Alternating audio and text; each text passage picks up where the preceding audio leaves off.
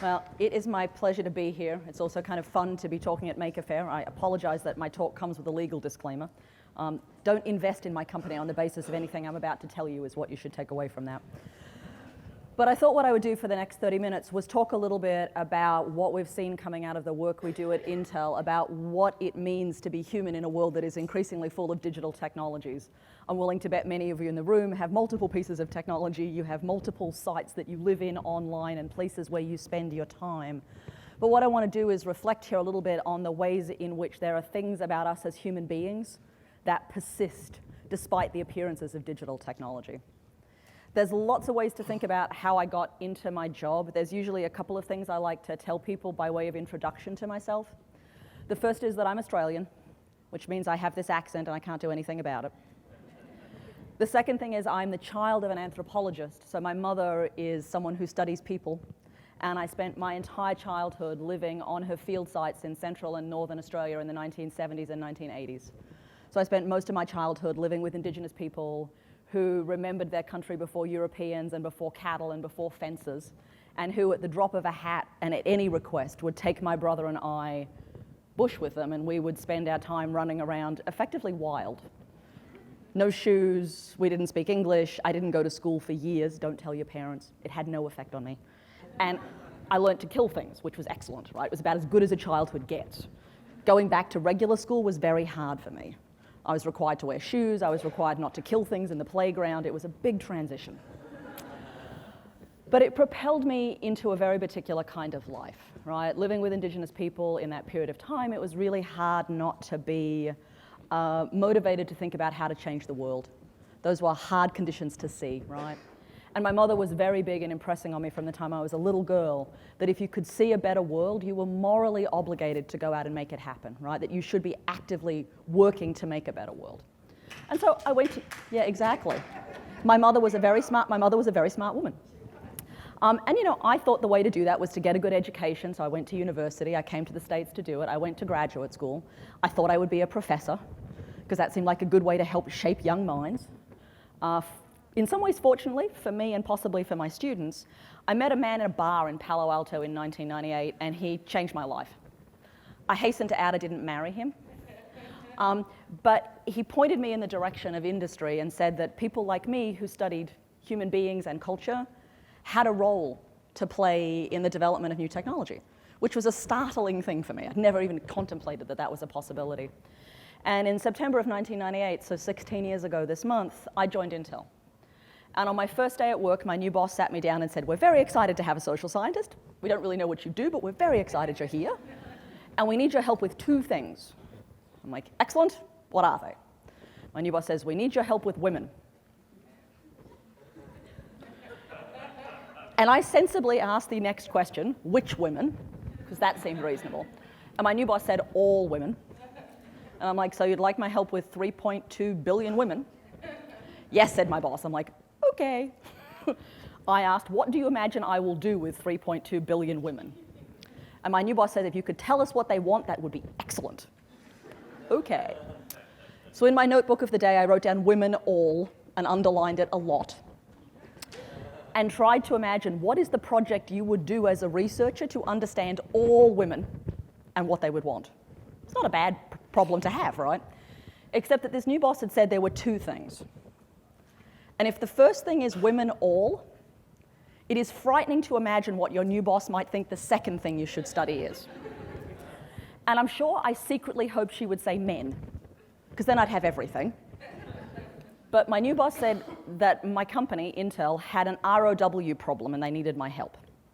And I had to ask, what's ROW? My new boss said, that's rest of world. And I was like, uh-oh. Like, where's world? That there is the rest of it. My new boss says, well, world is America, and then there's the rest of the world. At this point, I realized I should go back to my desk and possibly not leave it again for a very long time, because at that point, my job was explain everyone who wasn't inside the building, basically, to everyone who was. And so my job became spending time in people's homes all over the world, living with them, going shopping with them, eating food with them, going to markets with them, going to temples and synagogues and mosques and cricket games and museums and wet markets, the whole 9 yards, to try and work out what makes people tick, what they care about, what frustrates them, and what they want for themselves, their kids, their communities, their families, even their countries. And then my job is to boil all of that down and try and work out how you use that to inspire the next generation of technology development. It is basically the best job on the planet, and you can't have it because it is mine. When I am not doing that job, though, one of my other jobs is to talk about the future. And it's great to be getting to do it in this building, which is such a historic site for that. As I came into the auditorium, you can't help but come past all the pictures of all the world's fairs that have gone before, right? And all the moments when we imagined what the future would be like. And the Make community, Make magazine, this whole movement is in no small part about telling stories about the future we might want to have, or the futures we want to have. And so part of my job is about doing that, right? About telling what the stories of the future are. And sometimes we get it just a little bit wrong. This is a picture from 1958 from California, where the local electricity company predicted 4 things. They predicted that there would be a box outside of your door that heated your house in winter and cooled it in summer. That's not bad. Air conditioning, central heating, check. They predicted that you could have an oven in your kitchen that would cook your food in minutes, not hours. Microwaves, check. They predicted that lights would come on when it got dark. Yeah, home automation, check. They also predicted that there would be self-driving cars on the freeways by 1970. Kind of not so much. What is, of course, fascinating here is that those stories don't go away, right? The story of self-driving cars has been with us since the 1930s. We are still telling it, we are closer to executing on it, but some of the same challenges persist, right? Now, the vision would look different. I suspect if you were to look at an ad today for self-driving cars, it wouldn't necessarily have dad behind the steering wheel and mum in the passenger seat and 2 children in the back playing some very complicated form of Scrabble. Because I think you'd all have cell phones, and there probably wouldn't be a tie and suit, and she might be driving, God forbid. So, one of the things that's really interesting is that when we tell stories about the future, we are anticipating change, right? We think the world is changing really quickly. We always talk about it. Everything is moving really fast. Everything is changing all the time. And we know how to look at images and movies and photos and know that they're in the past, right? You look at this image here, and you know this is what television looked like in America in the 1950s. Maybe some of you remember this. Not many. And you don't have to admit to it. But we know that's the past, right? And there's all kinds of clues in it. And you know if I put this picture up, you know, oh God, it's the future, or at least the present. And it looks like everything is different. Televisions are no longer black and white, they're color. They're no longer big and boxy, they sit on a wall. The content is no longer delivered over the air, it comes via DVDs and the internet and cable. And you don't have to poke your kids to change the channel because there's a thing called a remote control. Looks like a lot has changed. But the reality is the reason we still love television has nothing to do with the technology. It has to do with the fact that as human beings, what we really love is a good story. And no matter how that story is delivered to us, we are made quite happy. And so on the one hand, all the technology looks different, but the reality is underlying it, there is a very simple human motivation to hear a good story that hasn't changed in hundreds of years. Television is just the latest way to deliver a good story, as was radio and movies before it, as is the internet and YouTube today. But underlying it is our desire for a good story. And it's my, work and argument for the day at least, that there's a series of things that are deep in us as human beings, as cultural beings, that don't change very quickly. Their manifestations may look a little bit different, but they are fundamentally and profoundly things that make us human, and they just don't move that quickly. And I think there are 5 of them that have been profoundly, ever present for a very long time. And they're really easy, right? Number 1 is, we need friends and family. You may not like your family, you may wish you didn't have to travel with them all the time or see them on holidays, but you still need them. They may not always be your biological family, but the notion of having a family and of having friends is one of the principal ways in which we define ourselves, because human beings are ultimately social creatures.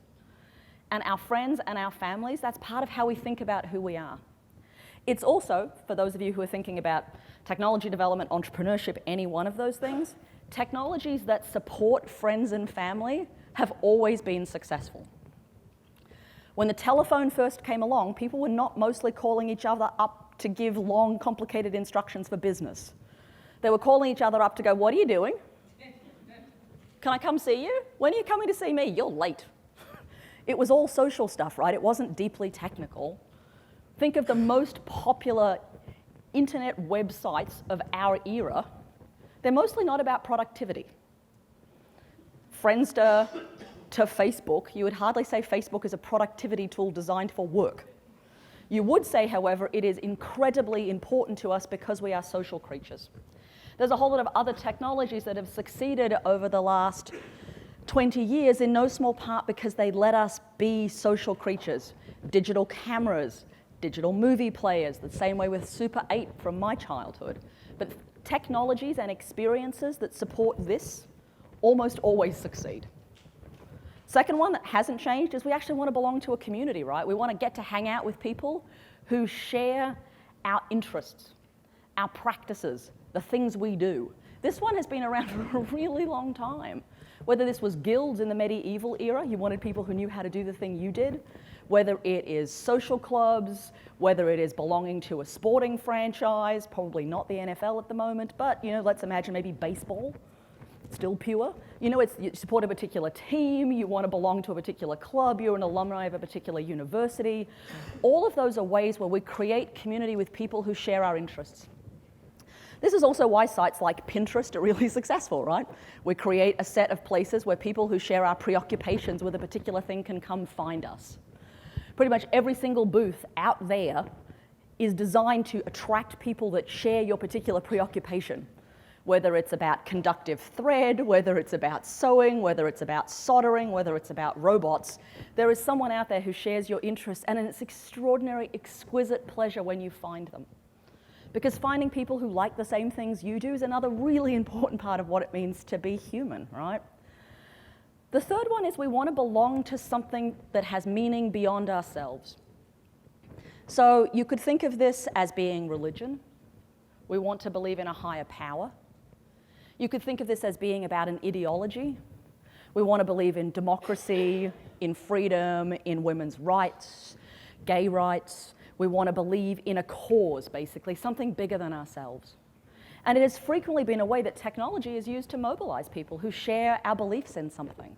Whether it's as simple as using hashtags on Twitter as a way of constituting social movements, to television shows and radio. There's a whole lot of ways where technology has always been part of telling a story about a bigger meaning. So think of this also as about some of the ways we talked about things like the Arab Spring. We've talked about all manner of stuff here, but as human beings, it's not just enough to be part of a family and have friends. It's not just enough to have people who share your practices. You want to have people who share your values. You want something bigger. Fourth one, unsurprisingly to anyone in this room, I would say from birth to death, this is true. We want to use objects to talk about who we are, to ourselves and to other people. So whether it's the choice of your baseball cap, whether it's the choice of your sweater, whether it's the choice of your shoes and socks, everything you have put on your body was done with some level of consciousness. Even those of you who think you just picked it up off the floor, put it on and walked out the door, I'm willing to bet there's a certain sourcing set of sentiments that go about what's on the floor and what isn't. The cars we drive, the technology objects we own, the apps we download, all of them say something about who we are, right? And all of the ways we choose to use those things are hugely important. If you strip human beings away and you just let them be naked, it would be profoundly uncomfortable for more than one reason. And part of that reason is we need stuff to tell other people who we are, and also to tell ourselves. So when we think about what it is to be human, this piece is hugely important. And then last, but by no means least, one of the hugely identifying things that makes us human is we like to tell lies and keep secrets. And I'm sure there are some of you going, I don't tell lies, and that actually isn't true. The average human being tells somewhere between 6 to 200 lies a day. By the time you get to 200, you're sociopathic, let's be clear. But you can get to 6 pretty easily. That was an excellent breakfast, thank you. Yes, you look great in those clothes. I really thought that talk was interesting. No, you're not bothering me. And you're at 4 already, and you're probably not even out the door yet. There's a whole series of them, right? And we don't necessarily tell them because we are bad people. They're not necessarily about wanting to confuse or bewilder or mislead people. Some of it's just about being social, right? And about not wanting to upset people, not wanting to disrupt the rhythm of the day. There's all kinds of reasons why we tell lies. But technology makes it easier. You can lie without having to see someone's face. Some websites, for some of you in the room, when you signed onto them, you lied about your age because they needed you to be over the age of 14 and you weren't. And possibly your parents knew that when you did it. So sometimes the lies are socially sanctioned, right? And there are certainly ways in which all kinds of technologies let us do this. I have a colleague of mine at Cornell University who studies lying on the internet, and he decided the easiest place to look at it, the one that was the least controversial, was in online dating sites. Now, perhaps unsurprisingly, 100% of Americans, when polled, admitted to lying in their online dating profiles. 100%. That's everyone. Now, that's kind of staggering because I've lived in America for a very long time and I've never seen a place where 100% of you agreed to anything. But apparently, online, 100% of Americans lie in their online dating profiles. Now, unsurprisingly, men and women lie differently. Men lie about their height. Women lie about their weight. Men lie more often, but women are less likely to get caught. So you should just think about those things briefly. Also, turns out we like to keep secrets, right? There are things we choose not to put on the internet. There are things we like to keep to ourselves. Clearly, there are a whole lot of people in the last week and a half who are experiencing the problems of having their secrets released. Think iCloud, think Jennifer Lawrence, think, celebrities and things that are just also very wrong. Nonetheless, this piece here is also really important, and people who have cracked the code for this tend to be really successful. So 5 things, right? Friends and family, community, something bigger than ourselves, the idea that we use objects, and the idea that we're not always entirely truthful are the things that have in some ways been unchanging for a really long time. It's also the case, however, that there are a series of things that have always been changing. So there's a series of things that are very vulnerable to technology, right? That technology has always transformed these things. And they're the ones that whenever we talk about technology, we kind of cite these as if, oh, everything is different because of these things. One of them is we now, and in fact always, have worried about our reputations. We've had this conversation about privacy and security and trust, but now we also worry about what are people going to think of us? What does it mean if you can look at my entire digital portfolio of activities on the internet? What is the judgment you will make about me? And it's one thing to have said, I worry that the government knows how much money I'm making or my educational level. It's another thing to imagine that there are multiple institutions, both commercial and private, that may know things about you that you didn't choose to tell them. But the idea of privacy has always been complicated. There is no universal human agreed to standard about privacy. If I sat every single one of you down in this room and said, define privacy, you'd all give me different definitions. Because one of the challenges here is it changes with age, with gender, with history, with where you came from, with what you have to keep private versus what you don't. And we know it's under rapid transformation at the moment. And the places where this is playing out are on, some of them are straightforward, right? How many passwords do you have? How many websites do you log on to? But we also start to see the emergence of a set of services that are trying to play to this, whether it's Bitcoin, Tor, next generation anonymization services. People are struggling to think about how do you maintain a certain level of anonymity in a world where everything is recorded. But the idea that our reputations are under threat, that our privacy is under threat, that's the conversation we've been having about new technologies for 200 years. In front of the American Congress in 1910, I believe, when the first debates happened about whether we should electrify American homes, the congressmen in the United States Congress declared the reason not to electrify American homes would be if you put lights on, people could see if people were home at night and know what they were doing. And electricity was judged to be a violator of privacy. And also, it would also make us unsafe. Because if you could see if people were home, you would know if women were home by themselves or children, and you could attack them. So think about the fact that we now think about electricity and light as a form of safety. 100 years ago, it was seen as being quite the reverse. So we know this one has been under transformation for a really long time. as is this really complicated dynamic. As human beings, it turns out we're constantly craving excitement, but we actually occasionally need to be bored. My useless fact for the day, the word boredom didn't actually exist in English until 1858. It was coined, ironically, by Dickens. For those of you who read Dickens at university or high school, you will understand the irony there. It is a word that could only come into existence when you had choice, basically. Boredom is what happens when you can make choices. Until you have choices to make, there is no boredom. It's just the stuff you have to be doing, which is interesting, right? But it turns out that as human beings, biologically, physically, and psychologically, we actually need to be bored periodically. There's a thing that happens in our brains when we are bored that lets us reset and recalibrate them. So those of you in the room who are my age will remember in the summer times when our parents kicked us out of the house and said, come home when it's dark, or you're hungry, but not beforehand. And we would usually say things like, but Mom, I'm bored. And in my instance, my mother would say, well, go mow the lawn then. And I was never that bored, ever. I would go make up things to do, I would go find games, I would go do repetitive tasks, I would go daydream. It turns out those things are hugely important. It's one of the ways our brains actually spur creativity. And one of the challenges for those of us in the room who are parents, and in fact, frankly, for those of us in the room who are human beings, is that the seductive siren call of the blinking lights on your digital device stop you from ever spending time not doing anything, because there's always something to do. And the consequence of this is we are not bored often enough. And being bored turns out to be a straight shot highway to creativity.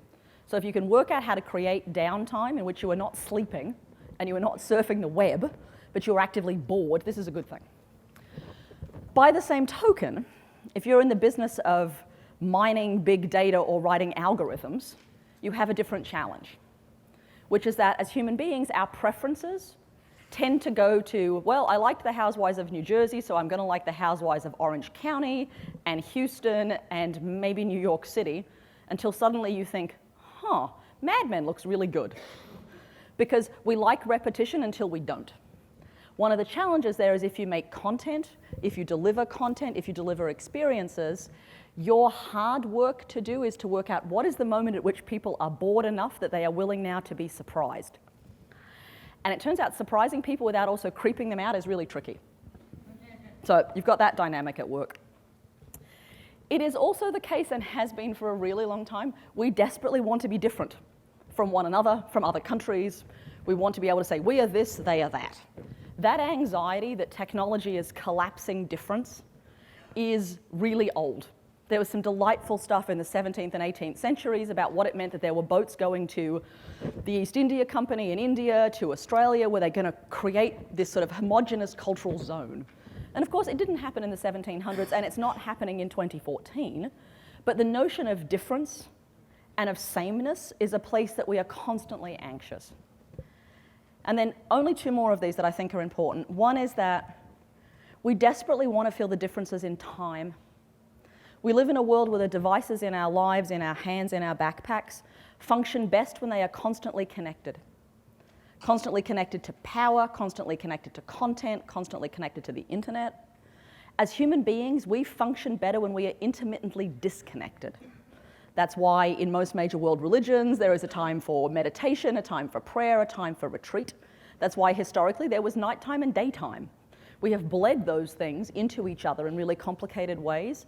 But as human beings, both our need for downtime and sleep, but also for different patterns of use, is hugely important. And it's something that is always kind of worried and argued about, right? The Industrial Revolution changed our ideas of time, so did indoor lighting, so has the internet.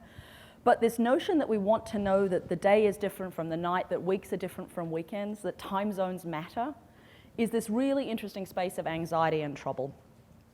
And then last, but by no means least, we occasionally want to be forgotten. I come from an engineering tradition where people constantly talk about how much memory we can use to basically upload the entire of everything that has ever happened to us as human beings. That one day in the not so distant future, we'll be able to have everything we do and think and say recorded and available to us. And the reality is that's terrifying. As human beings, we desperately want to forget some of the things that we said and some of the things that were said to us. We don't want to have to be remembered for everything we ever did. Think about the fights that are going on in Europe right now about the right to be forgotten. What does it mean to have parts of the things that you did not always on the internet in full color for the rest of eternity? And I think there's a piece here about what makes us human, about not wanting to be remembered, but also wanting to be able to be, I know this sounds odd coming from a technologist, but wanting to be forgiven. I think it's not just forgotten, but forgiven. So where does that leave us? I think it's these 10 things to pay attention to. So if you are designing new technology, if you're thinking about how to raise kids in an era of digital technologies, if you're thinking about where your next business might be, if you play to the column on the, oh gosh, I can do this, on the left-hand side or in the blue, you'll always have a hit if you find something over there, right? Because those are the places that work. If you want to do something disruptive and unexpected, it's on this side, on the purple side, on the right-hand side. Because those are the ones where there is the biggest opportunity to assuage people's anxieties and to do something innovative. But the reality is, every time someone says to you, everything is different now, everything is changing, culture is changing really quickly. If I can leave you with one thing, it's that you should take a step back from that claim and ask the question, is that really true? Because while the technology is changing really quickly, the things we care about and the things we worry about haven't changed in hundreds of years. And ultimately, those are the things that make us human. Those are the things that give me hope. And those are the things that will shape what the next 50 years of technology looks like too. So that's where all the opportunity is. So with that, I want to say thank you.